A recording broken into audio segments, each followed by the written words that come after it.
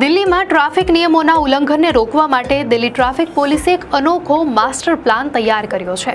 હવે દિલ્હીના નાગરિકો પોતે જ ટ્રાફિક નિયમો તોડનારાઓને પાઠ ભણાવી શકશે અને ₹50,000 સુધીનું આકર્ષક ઇનામ પણ જીતી શકશે.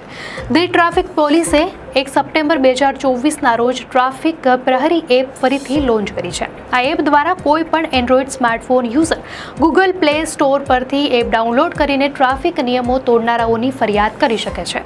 જો તમે કોઈને રેડ સિગ્નલ તોડતા, રોંગ સાઈડ વાહન ચલાવતા, આડેધડ વાહન પાર્ક કરતા અથવા રોડ રેજ કે ખતરનાક ડ્રાઇવિંગ કરતા જુઓ તો તેનો ફોટો કે વિડીયો રેકોર્ડ કરીને એપ દ્વારા અપલોડ કરી શકો છો.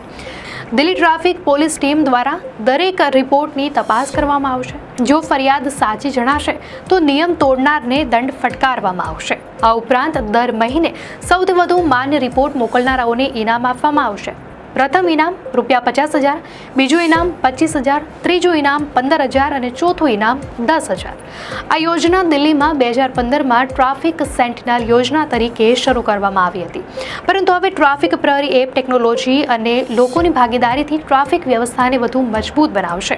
દર્શક મિત્રો, આપને શું લાગે છે? શું આપણા રાજ્યમાં પણ આવું હોવું જોઈએ? આપની પ્રતિક્રિયા અમને કોમેન્ટમાં ચોક્કસથી જણાવશો.